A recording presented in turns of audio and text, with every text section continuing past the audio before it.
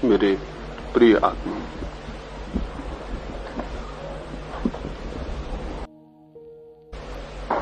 एक मित्र ने पूछा है कि मैंने सत्य को या परमात्मा को पाने की जो विधि बताई है वो सबका निषेध करके और स्वयं को जानने की है। क्या इससे उल्टा नहीं हो सकता है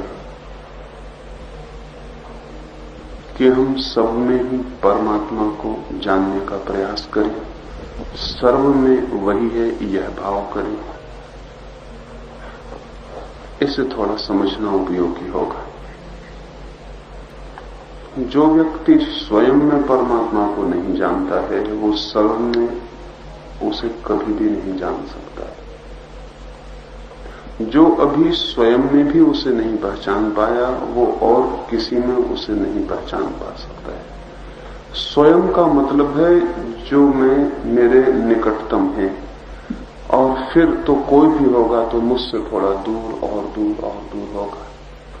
और जब निकटतम मैं हूं उसमें भी मुझे परमात्मा न दिखाई पड़ता हो तो मुझसे जो दूर है उनमें तो कभी भी दिखाई नहीं पड़ सकता है। पहले तो स्वयं में ही जानना होगा, पहले तो जानने वाले में ही जानना होगा। वो निकटतम द्वार है, लेकिन ध्यान रहे ये बहुत मजे की बात है कि जो व्यक्ति स्वयं के द्वार में प्रवेश करता है वो अचानक सर्व में प्रविष्ट हो जाता है। स्वयं का द्वार सर्व का ही द्वार है। जो अपने भीतर प्रवेश करता है भीतर पहुंचते ही पाता है कि वो सबके भीतर पहुंच गया है, क्योंकि बाहर से हम सब भिन्न भिन्न हैं, भीतर से हम भिन्न भिन्न नहीं।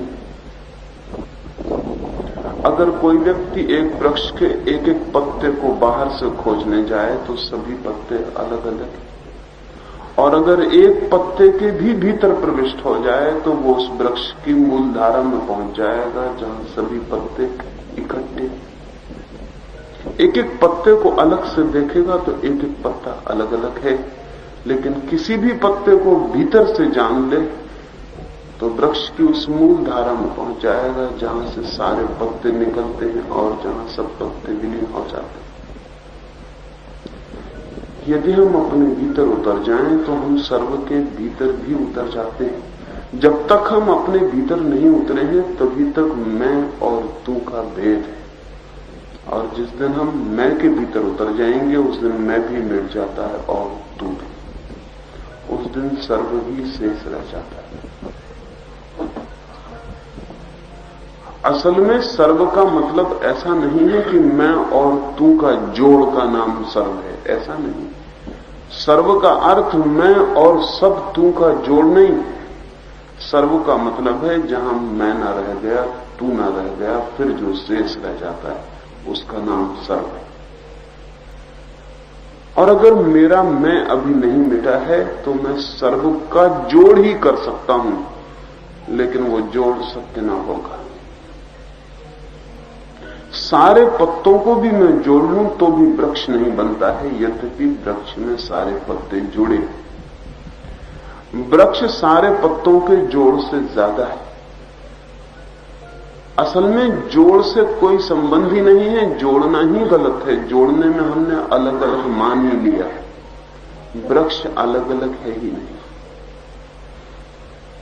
तो जैसे ही हम मैं में उतर जाएं वैसे ही मैं विलीन हो जाता है। स्वयं में उतरते जो सबसे पहली चीज मिटती है वो स्वयं का होना, और जहां स्वयं मिट गया वहां तू भी मिट गया, पराया भी मिट गया, फिर जो शेष रह जाता है वो सर्व। उसे सर्व कहना भी ठीक नहीं है, क्योंकि सर्व शब्द पुरानी मैं की ही भाषा है। इसलिए जो जानते हैं वो उसे सर्व भी ना कहेंगे, क्यों? वो कहेंगे किसका जोड़, कौन सब?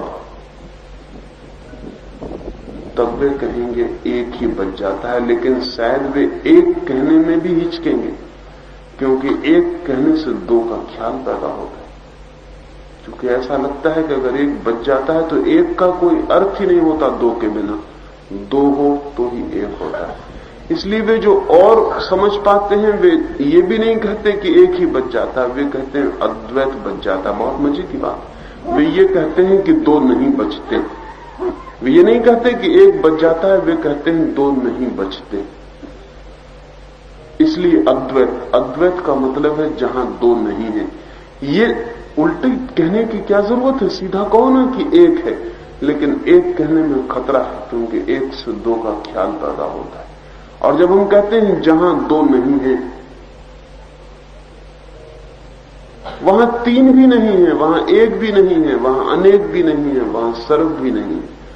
असल में वो जो हमारी देखने की दुनिया थी मैं के रहते, उसकी वजह से विभाजन पैदा हुआ था। अब अविभाज्य जो भी है, अविभाजित, इनडिविजिबल, वो शेष रह जाता है। लेकिन उसे जानने के लिए अगर कोई ऐसा करे, जैसा मेरे मित्र ने पूछा है कि ऐसा अगर करे कि सब में परमात्मा की कल्पना करे, लेकिन वो कल्पना ही होगी और कल्पना सत्य नहीं।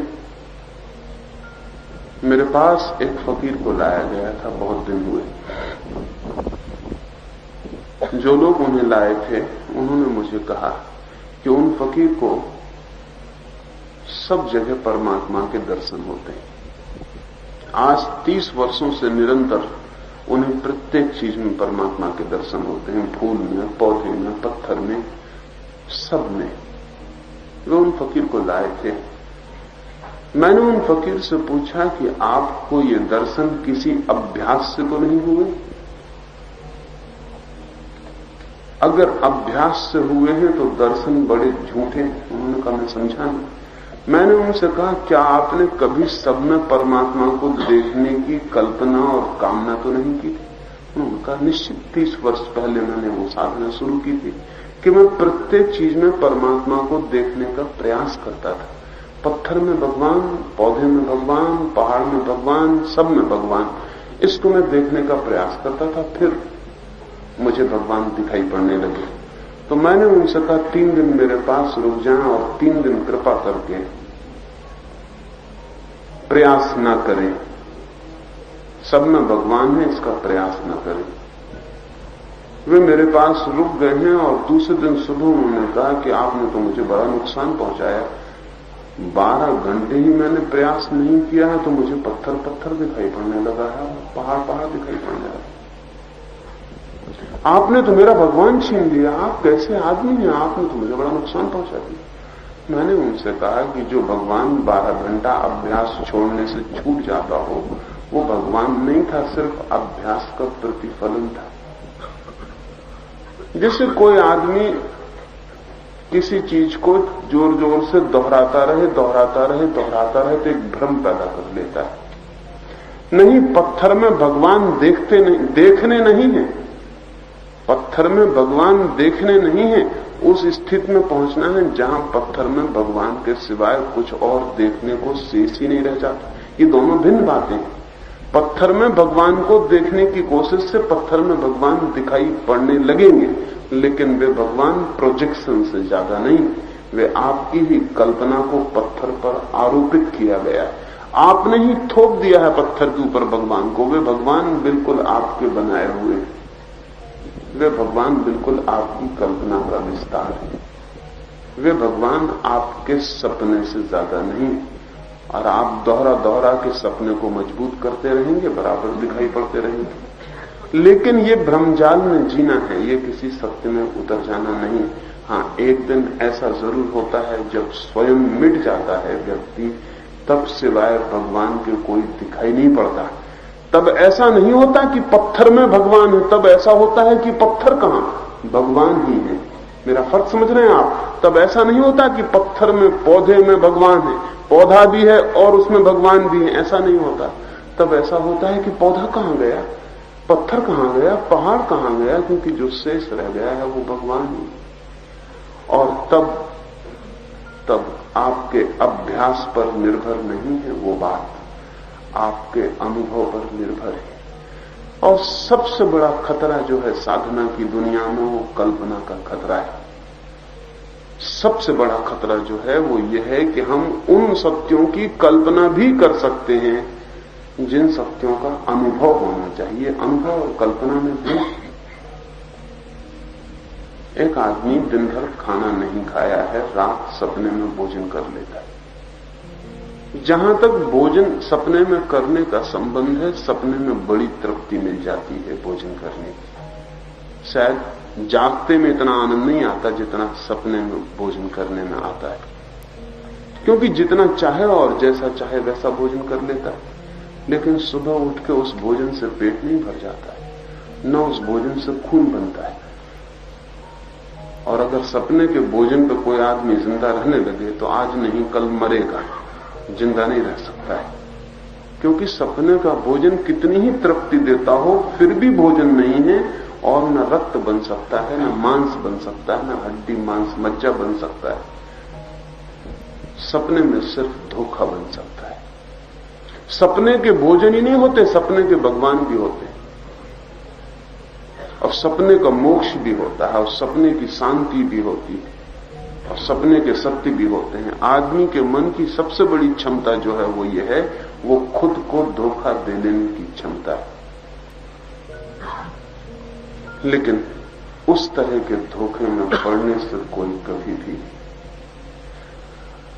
आनंद को, मुक्ति को उपलब्ध नहीं हो सकता।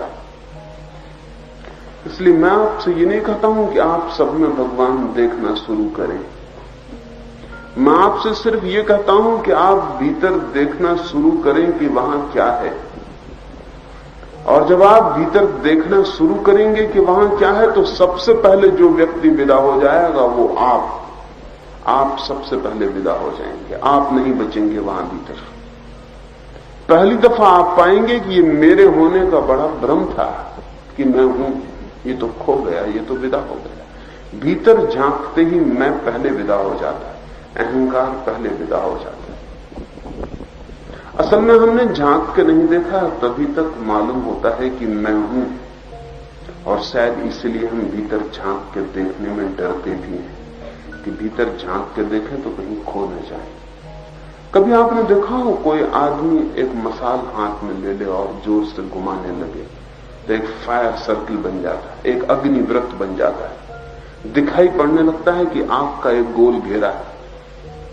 गोल घेरा कहीं भी नहीं, सिर्फ एक मसाल है जो जोर से घूम रही है।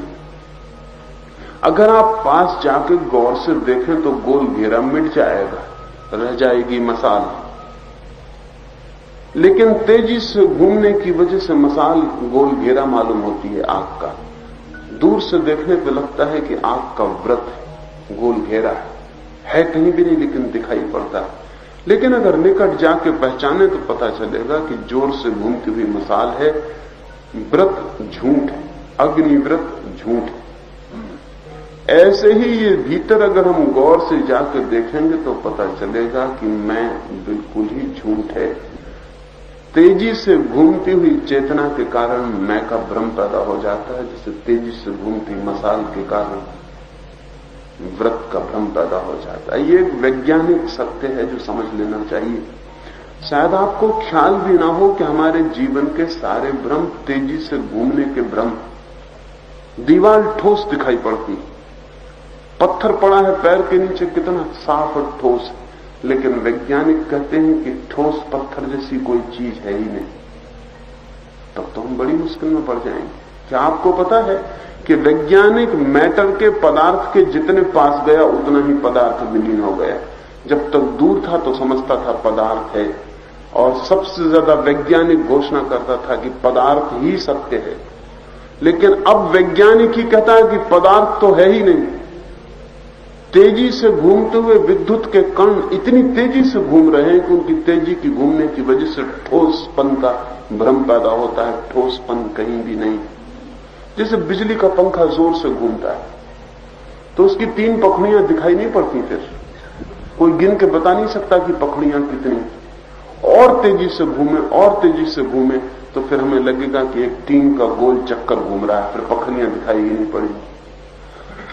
इतनी तेजी से भी घुमाया जा सकता है उसे कि आप उसके ऊपर बैठ जाएं और आपको ऐसा पता न लगे कि पखड़ियां बीच से आ रही हैं जा रही हैं, आपको ऐसे लगे कि मैं किसी ठोस चीज पर बैठा हुआ हूं। अगर इतनी तेजी से घूमे कि एक पखरी जाए उसके पहले दूसरी पखरी आपके नीचे आ जाए, तो आपको कभी पता नहीं चलेगा कि आप बीच बीच में खड्डे भी आते हैं। पंखा इतनी तेजी से घूमे तो आपको पता नहीं चलेगा। पदार्थ इतनी ही तेजी से घूम रहे हैं, उसके कण, और कण पदार्थ नहीं है, कण सिर्फ विद्युत ऊर्जा है, इलेक्ट्रिक एनर्जी। वो तेजी से घूम रही है, घूमने की वजह से ठोसपन का भाव दे रही है। सारा पदार्थ सिर्फ तेजी से घूमते हुए ऊर्जा का फल दिखाई पड़ता है कहीं भी नहीं। ठीक ऐसे ही चित्त की ऊर्जा, एनर्जी ऑफ कॉन्शियसनेस इतनी तेजी से घूम रही है कि मैं का भ्रम पैदा होता है। दो भ्रम हैं जगत में, एक पदार्थ का भ्रम, मैटर का भ्रम, और दूसरा मैं का भ्रम, ईगो का, अहंकार का भ्रम। ये दोनों भ्रम एकदम ही झूठे हैं, लेकिन इनके पास जाने से पता चलता है कि ये नहीं। विज्ञान पदार्थ के पास गया तो पदार्थ विलीन हो गया, और धर्म मैं के पास गया तो मैं विदा हो गया। धर्म की खोज है कि मैं नहीं है, और विज्ञान की खोज है कि पदार्थ नहीं है। जितने निकट जाते हैं उतना ही भ्रम टूट जाता है। तो इसलिए मैं कहता हूं, भीतर जाएं, निकट करीब से भीतर देखें, वहां कोई मैं है। और मैं नहीं कहता कि ऐसा मान लें कि मैं नहीं हूं, अगर मान लिया तो झूठ हो जाएगा। मैं नहीं कहता हूं, मेरी बात अगर मान के आप चल गए और आप ऐसा सोचने लगे कि मैं नहीं हूं, अहंकार झूठ है, मैं तो आत्मा हूं, मैं तो ब्रह्म हूं, अहंकार नहीं है, तो आप गड़बड़ में पड़ गए। क्योंकि आप ये दोहरा रहे हैं तो फिर ये झूठ ही दोहराएंगे आप। मैं ये नहीं कहता हूं कि आप ऐसा दोहराएं, मैं ये कहता हूं आप भीतर जाएं, देखें, पहचानें। जो पहचानता है, देखता है, वो पाता है कि मैं नहीं हूं। फिर कौन? जब मैं नहीं हूं, कोई तो है। मेरे न होने से कोई भी नहीं है, ऐसा नहीं है। क्योंकि भ्रम को जानने के लिए भी कोई तो चाहिए, भ्रम भी पैदा हो जाए इसके लिए कोई तो चाहिए। मैं नहीं हूं, फिर कौन? फिर जो शेष रह जाता है उसका अनुभव ही परमात्मा का अनुभव है, लेकिन उसका अनुभव एकदम विस्तीर्ण हो जाता है। मेरे गिरते ही तू भी गिर जाता है, वह भी गिर जाता है, फिर एक सागर ही रह जाता है चेतना का। उस स्थिति में दिखाई पड़ेगा कि परमात्मा ही है। तब तो शायद ये कहना भी गलत मालूम पड़े कि परमात्मा ही है, क्योंकि ये कहना भी पुनरुक्ति है। जो हम कहते हैं गॉड इज, ईश्वर है, तो हम पुनरुक्ति कर रहे हैं। पुनरुक्ति इसलिए कर रहे हैं कि जो है उसी का दूसरा नाम ईश्वर है का ही दूसरा नाम ईश्वर है। इसलिए ईश्वर है ऐसा एक ही चीज को दोहराना है, ये टोटोलॉजी है। एक ही बात को दोबारा कहना ठीक नहीं है ये बात। ईश्वर है का क्या मतलब? हम है उस चीज को कहते हैं जो नहीं है भी हो सकती हो। हम कहते हैं टेबल है, क्योंकि कल टेबल नहीं हो सकती, और कल टेबल नहीं थी। जो चीज नहीं थी फिर नहीं हो सकती, उसको है कहने का कोई मतलब। लेकिन ईश्वर ना तो ऐसा है कि कभी नहीं था, और ना ऐसा हो सकता है कि कभी नहीं होगा। उसे है कहने का कोई भी मतलब, वो है ही। असल में जो है उसका ही वो दूसरा नाम है। होने का ही दूसरा नाम परमात्मा है। एग्जिस्टेंस, अस्तित्व का ही दूसरा नाम परमात्मा है। इसलिए मेरी दृष्टि में अगर हमने इस जो है इस पर अपने परमात्मा को थोपा तो हम झूठ में उतर जाएंगे। और ध्यान रहे, परमात्मा भी अपने अपने ट्रेडमार्क के अलग अलग है। हिंदू का अपना है थोपने के लिए, मुसलमान का अपना है, ईसाई का अपना है, जैन का अपना है, बौद्ध का अपना है। सबके अपने अपने सत्य, अपना अपना परमात्मा है। परमात्मा का भी बड़ा गृह उद्योग खुला हुआ है। अपने अपने घर में परमात्मा को ढाला जाता है। होम इंडस्ट्री है उसकी। अपने अपने घर में डालो, अपने अपने परमात्मा को निर्माण करो। और फिर ये परमात्माओं को ढालने वाले वैसे ही बाजार में लड़ते हैं जैसे सभी अपने अपने घर में सामान डालने वाले बाजार में दुकानों पर लड़ते। ऐसा बाजार में वो लड़ते भी दिखाई पड़ते हैं। एक दूसरे का परमात्मा भी भिन्न पड़ जाता है। असल में जब तक मैं हूं तब तक मैं जो भी करूंगा वो आपसे भिन्न होगा। जब तक मैं हूं मेरा धर्म भिन्न होगा, मेरा ईश्वर भिन्न होगा, क्योंकि वो मेरे मैं के निर्माण होंगे। मैं भिन्न हूं इसलिए मेरा सब भिन्न होगा। अगर दुनिया में ठीक ठीक धर्म निर्माण करने की स्वतंत्रता हो तो जितने आदमी हैं उतने ही धर्म होंगे, इससे कम नहीं हो सकते। वो तो ठीक ठीक स्वतंत्रता नहीं है। हिंदू बाप अपने बेटे को इसके पहले कि वो स्वतंत्र हो जाए हिंदू बना डालता है। मुसलमान बाप अपने बेटे को इसके पहले कि उसमें बुद्धि आए मुसलमान बना देता है, क्योंकि बुद्धि आने पर न कोई हिंदू बनेगा न कोई मुसलमान बनेगा। इसलिए बुद्धि के पहले ही सब नासमझियां अंदर डाल देने की जरूरत है।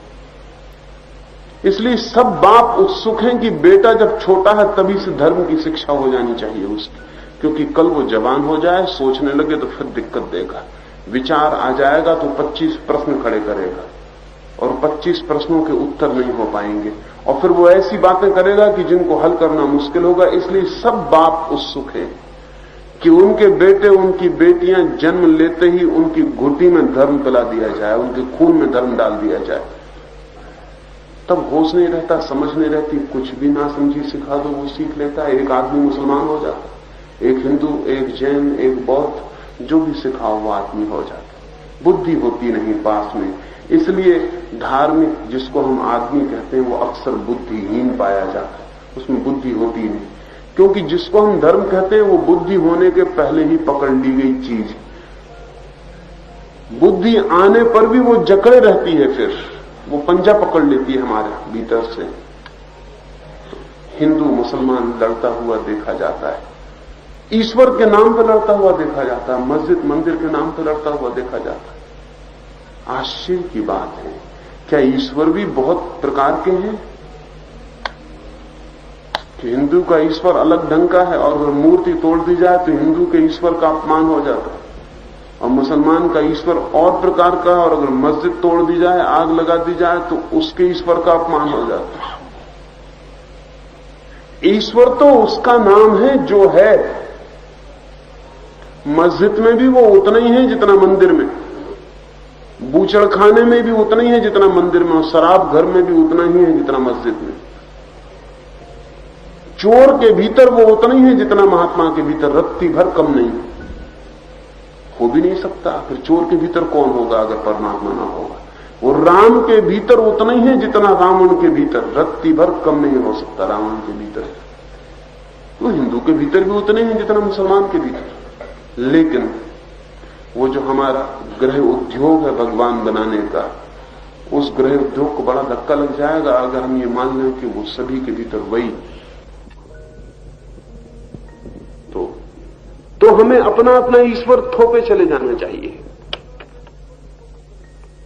अगर एक फूल में हिंदू भी ईश्वर देखे और मुसलमान भी, तो भी झगड़ा हो सकता है, क्योंकि उस फूल में हिंदू अपना ईश्वर ढालेगा, मुसलमान अपना ईश्वर ढालेगा। हिंदू मुसलमान तो जरा दूर की बातें, पास पास की दुकानों में भी झगड़े होते हैं। ये दुकानें तो जरा फासले पर हैं, काशी और मक्का में काफी फासला, लेकिन काशी में राम के कृष्ण के मंदिर में इतना फासला नहीं, वहां भी झगड़ा इतना ही। मैंने सुना है एक बड़े संत को, और बड़े सिर्फ इसलिए कहता हूं कि लोग कहते हैं, और संत भी सिर्फ इसलिए कहता हूं कि लोग कहते हैं, वो राम के भक्त थे, उनको कृष्ण के मंदिर में ले जाया गया तो उन्होंने हाथ जोड़ने से इंकार कर दिया। उन्होंने कहा कृष्ण के मंदिर में मैं हाथ नहीं जोड़ सकता। मंदिर की मूर्ति के सामने खड़े होकर उन्होंने कहा कि अगर धनुष बाण अपने हाथ में लो तो मैं सिर झुका सकता हूं, ये बंसुरी लिए हुए हाथ झुकाना मेरे बस के बाहर। भगवान पर भी भक्त शर्त लगाता है कि इस पोजीशन में, इस ढंग से खड़े हो जाओ तो हम नमस्कार करेंगे। यानी नमस्कार करने के पहले तुम नाचो हमारे इशारे पर, तब हम नमस्कार करेंगे। हमारी नमस्कार पीछे होगी, पहले तुम नमस्कार करो हमको। धनुष बाण हाथ में लो या बांसुरी हाथ में लो, किस आसन में बैठो, किस ढंग से खड़े हो, ये भक्त प्रिस्क्राइब करता है भगवान के लिए। वो बताता है कि ऐसा ऐसा करो तब हम तुम्हें नमस्कार कर सकते हैं। भक्त भी शर्त लगाता है, कंडीशन लगाता है। अब आश्चर्य की बात है कि भगवान को भी मुझे निर्धारित करना है, आपको निर्धारित करना है। लेकिन अब तक जिसको हम भगवान कहते रहे वो आदमियों के द्वारा निर्धारित भगवान है। और जब तक आदमियों के द्वारा निर्धारित भगवान बीच में खड़ा है तब तक हम उसको न जान सकेंगे जो हमारे द्वारा निर्धारित नहीं है। जिसके द्वारा हम निर्धारित हैं उसे हम कभी भी न जान सकेंगे। इसलिए आदमियों के भगवान से मुक्त होना, अगर उस भगवान को जानना हो जो कि है, लेकिन बड़ा कठिन, अच्छे से अच्छे आदमी को भी कठिन। जिसको हम अच्छा आदमी कहते हैं वो और भी मुश्किल से छूट पाता है, वो भी पकड़े रहता है, वो भी नहीं छोड़ता, वो भी बुनियादी नासमझियों को उतने ही जकड़ के पकड़ता है जितना नासमझ आदमी नासमझ माफ किया जा सकता है। लेकिन समझदार को माफ करना एकदम मुश्किल। अभी खान अब्दुल गफ्फार खां आए, वो सारे मुल्क को समझाते फिरते हिंदू मुस्लिम की एकता की बात, लेकिन वो पक्के मुसलमान हैं, उसमें रत्ती भर कमी नहीं। उनके पक्के मुसलमान होने में रत्ती भर कमी नहीं। उनके मस्जिद में नमाज पढ़ने में कोई सवाल नहीं उठता उनको। वो पक्के मुसलमान हैं और हिंदू मुसलमान की एकता समझा रहे हैं। गांधी जी पक्के हिंदू थे और हिंदू मुसलमान की एकता समझा रहे थे। जैसे गुरु थे वैसे उनके शिष्य, वो पक्के हिंदू थे, वो उनके शिष्य पक्के मुसलमान हैं। और जब तक दुनिया में पक्के हिंदू और पक्के मुसलमान है तब तक एकता हो कैसे सकती? इनको थोड़ा कच्चा करना जरूरी है, तभी एकता हो सकती है। ये पक्के होकर एकता नहीं हो सकती। यही झगड़े की जड़ है, लेकिन ये झगड़े की जड़ नहीं दिखाई पड़ती। ये समझा रहे हैं लोगों को सबको एक हो जाना चाहिए, लेकिन ये नहीं जानते कि एक हो कैसे सकते हैं। जब तक भगवान अलग अलग हैं, जब तक मंदिर अलग अलग हैं, और जब तक प्रार्थनाएं अलग अलग हैं, और सत्य के शास्त्र अलग अलग हैं, और किसी का कुरान पिता है और किसी की गीता माता है, तब तक ये उपद्रव बंद नहीं हो सकता। लेकिन इसको तो हमने पकड़ लिया है कि बिल्कुल सच्ची बातें हैं, और हम कहते हैं कि कुरान की आयत पढ़ो और लोगों को समझाओ कि एक हो जाओ, गीता के वचन पढ़ो और लोगों को समझाओ एक हो जाओ। हमें पता नहीं कि गीता के वचन और कुरान की आयत झगड़े की जड़ में है। किसी गाय की पूंछ कट जाए तो हिंदू मुस्लिम दंगा हो जाए तो हम कहें कि गुंडों ने दंगा कर दिया। और बड़े मजे की बात है, किसी गुंडे ने नहीं समझाया कि गऊ जो है वो माता है। ये समझा रहे हैं महात्मा कि गऊ माता है, और गऊ माता जब समझा रहे हैं तो झगड़े का आरोपण कर रहे हैं। किस दिन पूंछ कट जाएगी तो गऊ की पूंछ थोड़ी कटती, माता की पूंछ कट गई। अब जब माता की पूंछ कट जाएगी तो झगड़ा शुरू होगा, और गुंडे फंस जाएंगे पीछे कि गुंडों ने झगड़ा करवा दिया। सब झगड़े की जड़ में जिनको हम महात्मा कहते हैं वे लोग हैं। और अगर महात्मा झगड़े की जड़ से हट जाएं तो गुंडे तो बहुत निरीह है, वो झगड़ा मगड़ा करने की उनकी सामर्थ्य नहीं। महात्माओं का बल चाहिए पीछे, तब गुंडों में जान आती, तो गुंडों में कोई जान नहीं आती। लेकिन महात्मा बच जाता है, क्योंकि हमें ख्याल ही नहीं है कि महात्मा झगड़े की जड़ में हो सकता है। और झगड़े की जड़ क्या है? झगड़े की जड़ है वो घर घर में पैदा किया गया परमात्मा। तो आप अपने घर के परमात्मा से बचने की कोशिश करना है। आपके घर में आप परमात्मा नहीं ढाल सकते, और ढाला हुआ निपट धोखा होगा। तो मैं नहीं कहता हूं कि आप परमात्मा का आरोपण करें। आप क्या करेंगे? परमात्मा के नाम से करेंगे क्या आरोपण? अगर कृष्ण का भक्त देखेगा तो बस ये देखेगा कि झाड़ में बांसुरी बजाने वाले भगवान छिपे, और धनुर्धारी भगवान वाला धनुर्धारी को देखेगा, और कोई कुछ और देखेगा, कोई कुछ और देखेगा। ये जो देखना है ये हमारी ही इच्छाएं, हमारी ही विचार को थोपना है। ऐसा भगवान नहीं है। हमारे विचार इच्छाओं को थोपने से उसका पता नहीं चल सकता। हमें तो मिटना ही पड़ेगा। अपने सब विचार, अपने सब आरोपण लेके डूब ही जाना पड़ेगा। हमें तो खत्म ही होना पड़ेगा। दोनों बातें एक साथ नहीं हो सकती। मेरे रहते भगवान का अनुभव असंभव है। मुझे विदा होना ही पड़ेगा, तभी उसका अनुभव हो सकता है। ये दोनों एक साथ नहीं होगा। मैं रहते हुए भगवान के द्वार पर प्रवेश नहीं पा सकता हूं। मैंने एक कहानी सुनी है कि एक आदमी सब कुछ छोड़ के भगवान के द्वार पर पहुंच गया। सब कुछ छोड़कर, धन छोड़कर, पत्नी छोड़कर, मकान छोड़कर, बच्चे छोड़कर, समाज छोड़कर, सब छोड़कर भगवान के द्वार पर पहुंच गया। लेकिन द्वारपाल ने हाथों से रोक लिया और कहा कि अभी भीतर मत आ जाना, जाओ पहले छोड़कर आओ। उस आदमी ने कहा मैं सब छोड़कर आ रहा हूं। द्वारपाल ने कहा मैं को तो कम से कम जरूर सांस ले आए। और सबसे हमें कोई मतलब नहीं, हमें सिर्फ मैं से मतलब। तुम कहते हो मैं सब छोड़कर आ रहा हूं, हमें सबसे कोई मतलब नहीं, हमें तो मैं से मतलब। जाओ मैं छोड़कर आओ। वो आदमी कहता है मेरे पास तो कुछ भी नहीं है, मेरी झोली बिल्कुल खाली है, ना धन है, ना पत्नी, ना बच्चे, कोई भी मेरे पास नहीं है। वो द्वारपाल कहता है कम से कम तुम्हारी झोली में तुम तो हो, उसे छोड़कर आओ। ये द्वार बंद है उनके लिए जो मैं को लेकर आते, वो द्वार सदा से बंद है। लेकिन मैं को हम कैसे छोड़ दें? अगर हम छोड़ने की कोशिश करेंगे तो मैं कभी भी छूटने वाला नहीं है, क्योंकि मैं कैसे छोड़ूंगा? मैं को मैं कैसे छोड़ूंगा? मैं ही मैं को कैसे छोड़ूंगा? ये तो हो ही नहीं सकता। ये तो ऐसा ही है जैसे कोई अपने जूतों के बंदों से अपने को उठाने की कोशिश करे तो मुश्किल में पड़ जाए। मैं को कैसे छोड़ूंगा? सब छोड़ने के पीछे मैं फिर बच जाऊंगा। तो यहां तक हो सकता है कि एक आदमी कहने लगे कि मैंने सब अहंकार छोड़ दिया, मेरे पास अहंकार ही नहीं, मगर इसके पास भी मैं है। अहंकार छोड़ने का भी अपना अहंकार है। तो क्या करे आदमी? बहुत मुश्किल की बात है। मुश्किल की बात नहीं है, इसलिए मैं छोड़ने को नहीं कहता हूं, मैं आपसे कुछ भी करने को नहीं कहता हूं, क्योंकि सब करने से मैं ही मजबूत होता है। तो मैं तो सिर्फ भीतर जाके जानने को कहता हूं कि देखें मैं कहां है। अगर होगा तो छोड़ने का कोई उपाय नहीं है ही तो छोड़ेंगे क्या? और अगर नहीं है तब भी छोड़ने का कोई उपाय नहीं, क्योंकि जो नहीं है उसको छोड़ेंगे कैसे? तो भीतर जाएं और देखें, खोजें वहां मैं है या नहीं। और इतना मैं कहता हूं कि जो भीतर जाकर देखता है वो एकदम हंसने लगता है। वो कहता है मैं तो हूं ही नहीं। तब कौन रह जाता है? तब जो रह जाता है उसका नाम परमात्मा है। और जो मेरे न होने पर रह जाता है, क्या वो आपसे अलग होगा? जब मैं ही न रहा तो अलग करने वाला कौन होगा? मेरा मैं ही तो आपको मुझसे अलग करता है, मुझे आपसे अलग करता है। एक घर की हमारी दीवार है। घर की दीवार आकाश को दो हिस्सों में विभाजित करती है, ऐसा दीवार को भ्रम होता है। हालांकि आकाश दो हिस्सों में विभाजित होता नहीं, आकाश अविभाजित। चाहे कितनी ही सख्त दीवार बनाओ, कितनी ही ठोस, लेकिन मकान के भीतर का आकाश और मकान के बाहर का आकाश दो चीजें नहीं है, एक ही चीज है।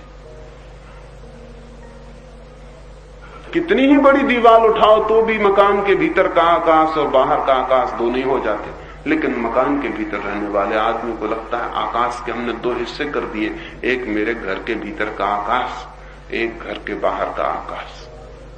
लेकिन कल अगर दीवार गिर जाए तो वो आदमी कैसे पता लगाएगा कौन मेरे घर के भीतर का आकाश है, कौन मेरे घर के बाहर का आकाश है? कैसे पता लगाएगा? तब तो आकाश ही रह जाएगा।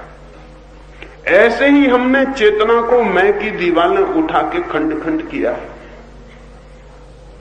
और जब मैं की दीवार गिर जाएगी तो फिर ऐसा नहीं है कि मुझे आप में परमात्मा दिखाई पड़ने लगेगा, नहीं।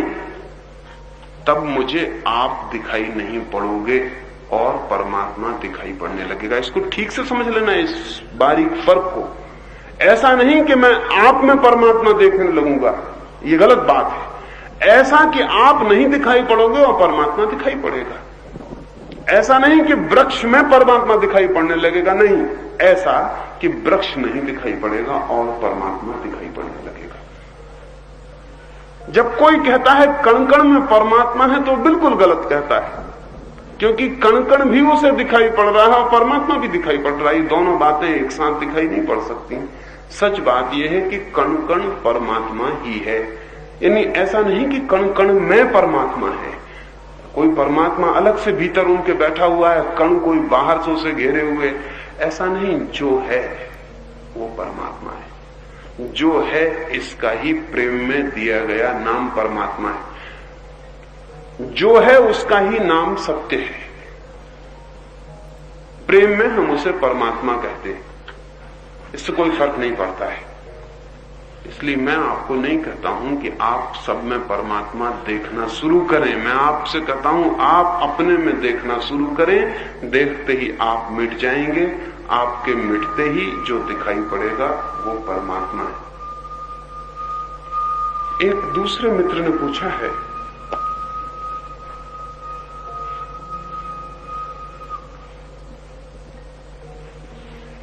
कि यदि ध्यान से समाधि में जाया जा सकता है और समाधि से परमात्मा को जाना जा सकता है, तो फिर आजकल के मंदिरों में जाना व्यर्थ है और उन्हें हटा देना चाहिए। मंदिरों में जाना तो व्यर्थ है, हटाने की कोशिश भी उतनी ही व्यर्थ है। जिनमें भगवान है ही नहीं उनको हटाने की झंझट में भी किसी को नहीं पड़ना चाहिए। वो बेचारे जहां हैं उन्हें हटाने का क्या सवाल है।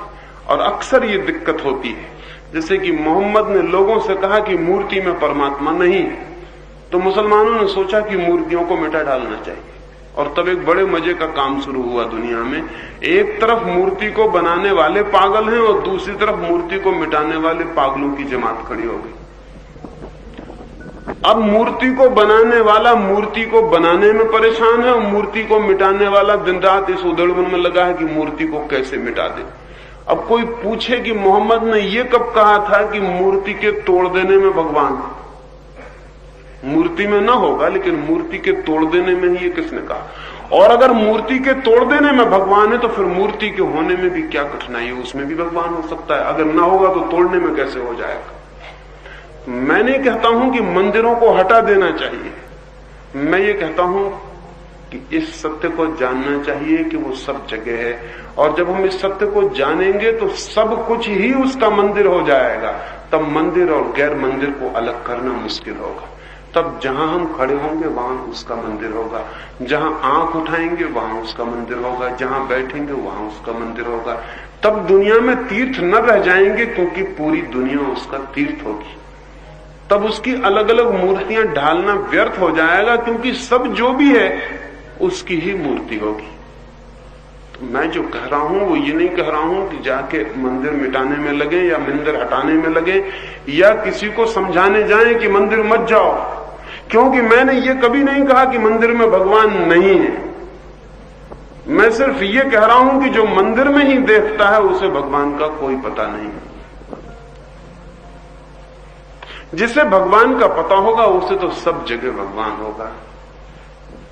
मंदिर में भी नहीं मंदिर है वहां भी। तब वो फर्क कैसे करेगा कि कौन सा मंदिर है और कौन सा मंदिर नहीं है? क्योंकि मंदिर हम उसे कहते हैं जहां भगवान है, और अगर सब जगह भगवान है तो सभी जगह मंदिर है।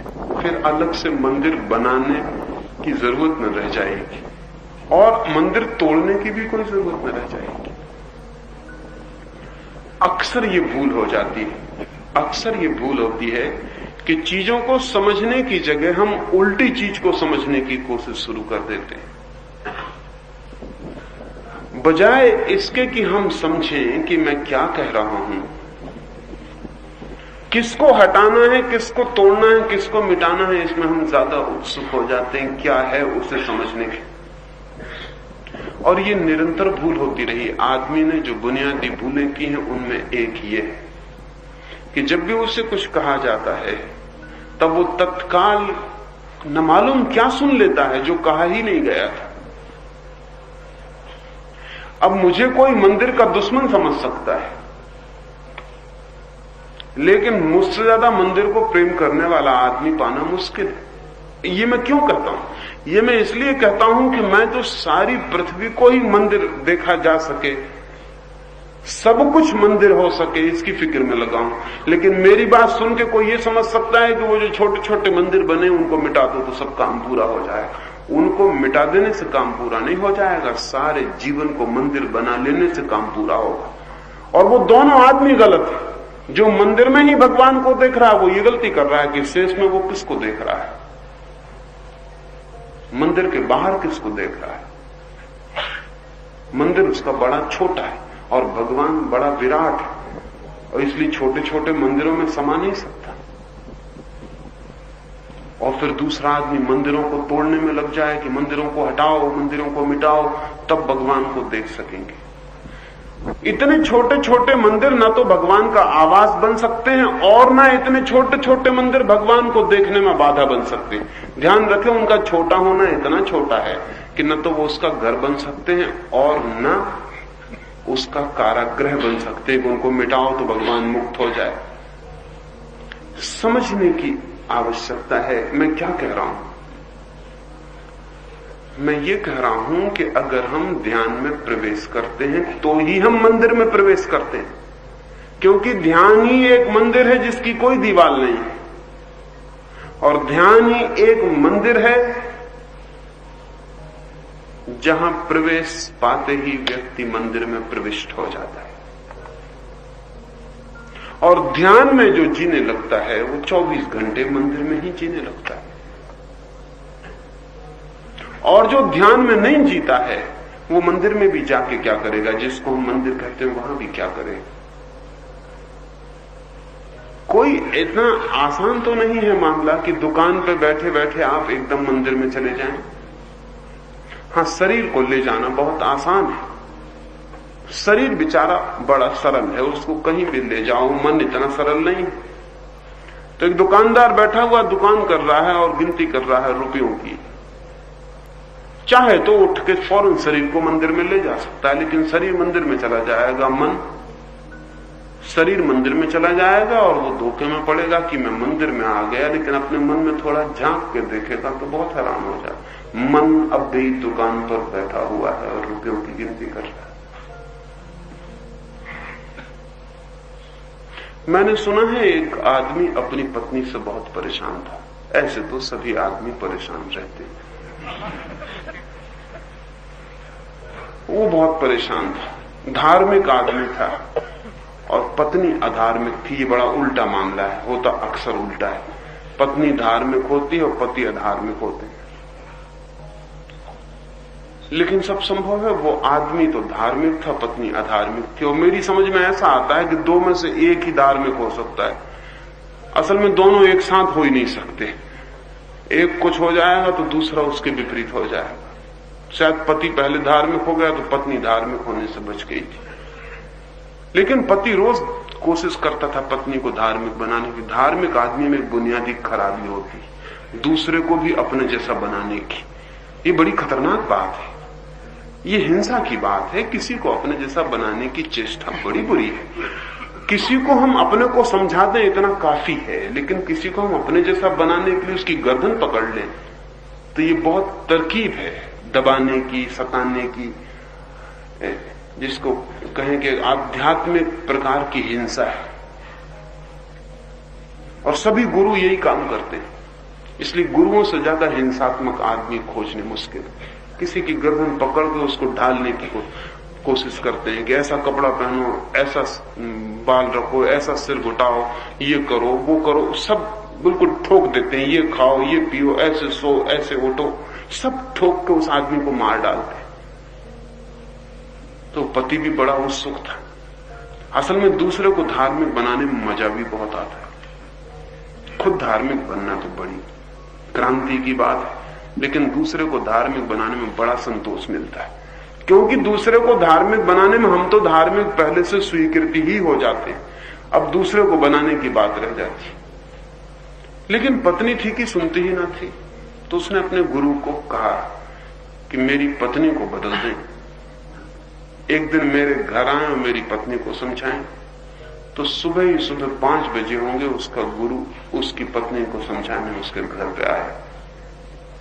पत्नी बुहारी लगाती थी, घर के बाहर सीढ़ियां साफ कर रही थी। गुरु ने उसे वहीं रोका और कहा कि मैंने सुना तुम्हारे पति कहते हैं कि तुम बड़ी अधार्मिक हो, पूजा नहीं करती हो, प्रार्थना नहीं करते हो, घर में मंदिर बनाया पति ने, उसमें जाती नहीं हो। सुबह 5 बजे है, पति मंदिर में बैठे हुए हैं, जाके पत्नी बाहर साफ कर रही है बुहारी से। उस पत्नी ने कहा कि मेरे पति भी कभी मंदिर में गए हो ऐसा मुझे याद नहीं आता। पति मंदिर में था ही, आग भड़क गई। धार्मिक आदमी को आग बड़े जल्दी भड़कती, और मंदिर में जो बैठे उनकी आग भड़काना तो इतना आसान है जिसका कोई हिसाब नहीं। पता नहीं वो आग छिपाने के लिए वहां बैठे रहते हैं, क्या करते हैं। धार्मिक आदमी इतना क्रोधी हो जाता है जिसका कोई हिसाब नहीं। एक आदमी घर में धार्मिक हो जाए, सारे घर में उपद्रव हो जाता है। उसकी आग बढ़ गई। अपना मंत्र पूरा भी कर रहा था तो उसने जल्दी जल्दी पूरा किया कि क्या सरासर झूठ हो रहा, मैं मंदिर में हूं और मेरी पत्नी द्वार के बाहर मेरे गुरु से कह रही कि वो कभी मंदिर में गए हो, ऐसा मुझे मालूम नहीं। गुरु ने कहा क्या कहती हो, वो तो निरंतर मंदिर में जाते हैं। तो पति ने वहां जोर जोर से राम राम की रट लगाई, जिसमें कि गुरु बाहर से मिले। उसने कहा देखो वो इतने जोर से राम राम की रट लगा रहे। उसकी पत्नी ने कहा कि इस रट से आप भी धोखे में आते हैं, हद हो गई। जहां तक मैं समझती हूं रट तो वो लगा रहे हैं, लेकिन जहां तक मैं समझती हूं मंदिर वो नहीं गए, वो एक चमार की दुकान पे गए हुए और जूते खरीद रहे हैं। पति की तो हद हो गई, गुस्से की सीमा के बाहर हो गई बात। मंत्र छोड़ के बाहर दौड़ा हुआ है और क्या सरासर झूठ हो रहा है, मैं मंदिर में बैठा प्रार्थना कर रहा हूं। उसकी पत्नी ने कहा थोड़ा और गौर से देखें, सच में आप प्रार्थना कर रहे थे, जूते की दुकान पर जूता नहीं खरीद रहे थे, झगड़ा नहीं हो गया था जूते वाले से?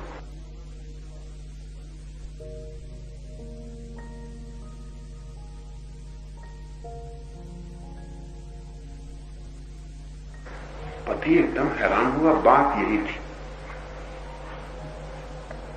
उसने कहा लेकिन तुझे कैसे पता? उसने कहा मैंने रात आप जब सोए तब मुझसे यही कह के सोए थे रात सोते वक्त कि कल सुबह जाके जूता खरीदना है और बड़े महंगे दाम बता रहे हैं, तो बिना जूता के बहुत दिन से काम चला रहा हूं, कल सुबह जूता खरीदना है। तो उस पत्नी ने कहा कि मेरा अनुभव यह कि रात सोते वक्त जो आखिरी ख्याल होता है सुबह उठते वक्त वो पहला ख्याल होता है। मैंने सिर्फ अंदाज से कहा है कि वो इस वक्त जूते की दुकान पर होना चाहिए। पति ने कहा कि अब मैं कुछ कह नहीं सकता और बात यही सच है। मैं जोर जोर से राम राम कह रहा था, लेकिन जब इसने कहा मैं जूते की दुकान पे था और जूता फिर महंगा बता रहा था चमार, तो मैंने उसकी गर्दन पकड़ ली, झगड़ा हो गया था। और उस झगड़े में और जोर जोर से राम राम कह रहा था। वो भीतर जो झगड़ा चल रहा था, ये ठीक ही कहती है, शायद यही ठीक कहती है, मैं मंदिर में कभी नहीं गया हूं। मंदिर जाना इतना आसान तो नहीं है कि आप एक दीवार के भीतर चले गए और मंदिर में पहुंच गए। हो सकता है मंदिर में शरीर पहुंच गया हो और मन का क्या भरोसा कि वो कहां। और जिस दिन मन मंदिर में चला जाता है उस दिन शरीर की क्या फिक्र कि वो मंदिर में गया है कि नहीं गया। क्योंकि जिस दिन मन मंदिर में चला जाता है उस दिन तो आप अचानक पाते हैं कि उसका बड़ा मंदिर चारों तरफ से घेरे हुए, उसके मंदिर के बाहर जाना संभव कहां है। कहां जाइएगा कि उसके मंदिर के बाहर चले जाएंगे। चांद पे चले जाओ, अभी चांद पर आर्मस्ट्रांग चला गया तो क्या उसके मंदिर के बाहर चला गया? उसके मंदिर के बाहर जाने का उपाय कहां है? क्योंकि उसके मंदिर के बाहर कोई जगह है कहां जहां हम जा सकेंगे।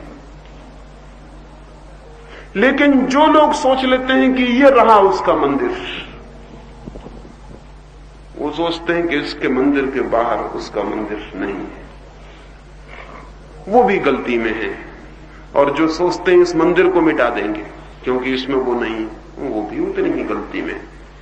उस मंदिर का बेचारे का क्या कसूर है? मंदिर बड़े सुंदर भी हो सकते हैं। अगर ये भ्रम हमारा मिट जाए कि वही भगवान है तो मंदिर बड़े सुंदर हो सकते हैं, बड़े प्रेमपूर्ण हो सकते हैं, बड़े आनंदपूर्ण हो सकते हैं। असल में एक गांव बड़ा अधूरा लगता है अगर उसमें एक मंदिर न दिखाई पड़ता हो।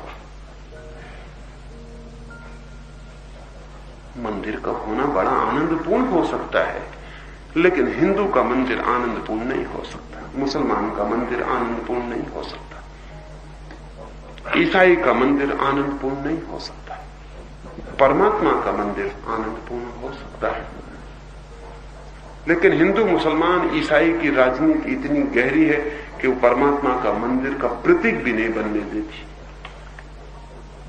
और इसलिए अब हिंदू का मंदिर और मुसलमान की मस्जिद तो बड़ी कुरूप मालूम पड़ती, बहुत अगली। भला आदमी उनकी तरफ देखने में भी सकचाता है। वहां बहुत दुष्टों का अड्डा जमा हुआ है, वहां उपद्रव की, मिस्चीफ की सारी योजनाएं रची जाती। और यह भी जरूरी नहीं है कि जो योजनाएं रचते हो बहुत जान के रचते हो, क्योंकि मैं समझता हूं उपद्रव की योजना कोई भी जान के नहीं रचता है, सिर्फ अज्ञान में ही रची जाती। पर वो सारी पृथ्वी को उन्होंने इस हालत में डाल दिया है।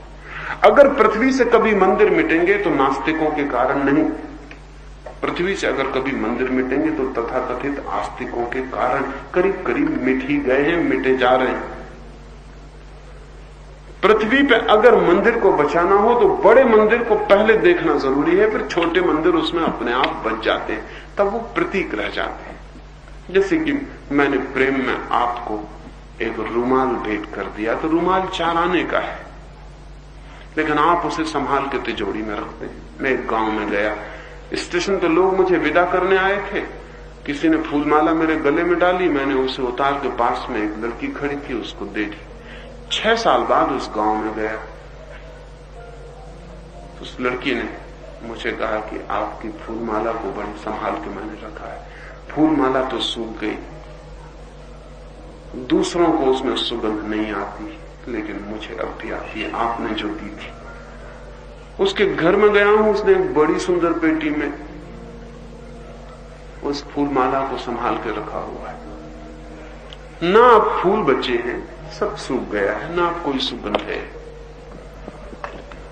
और कोई भी देख के कहेगा तो वो कहेगा कि कचरे को इतनी खूबसूरत पेटी में क्यों रखा हुआ है। कोई भी देखकर कहेगा तो कहेगा इस कचरे को इतनी खूबसूरत पेटी में रखने की जरूरत, ये पेटी बहुत कीमती है और ये कचरा तो बिल्कुल बेकीमती। लेकिन वो लड़की पेटी को फेंक सकती, उस कचरे को नहीं। उस कचरे में उसे कुछ और दिखाई पड़ता है, वो एक प्रतीक, एक सिंबल। उस कचरे में किसी प्रेम की याददाश्त है। तो सारी दुनिया के लिए कचरा होगा, उसके लिए कचरा नहीं। अगर मंदिर, मस्जिद और गिरजे किसी दिन प्रभु की तरफ उठती हुई आकांक्षा की सिर्फ याददाश्त रह जाए, और सच बात तो यही है, देखें गिरजे की उठती हुई मीनार, मस्जिद की उठती हुई मीनार, मंदिर का गुंबद, आकाश को छूते हुए कलश, वो मनुष्य के भीतर जो ऊपर उठने की आकांक्षा, उस परमात्मा की तलाश के लिए जो यात्रा है, उसके सिर्फ प्रतीक है, उससे ज्यादा कुछ भी नहीं। उसके सिर्फ प्रतीक है कि मनुष्य सिर्फ मकान से राजी नहीं है, मनुष्य मंदिर भी बनाना चाहता है। मनुष्य सिर्फ पृथ्वी से राजी नहीं है, आकाश की तरफ उठना भी चाहता है। इसलिए मंदिरों में दिए जल रहे हैं।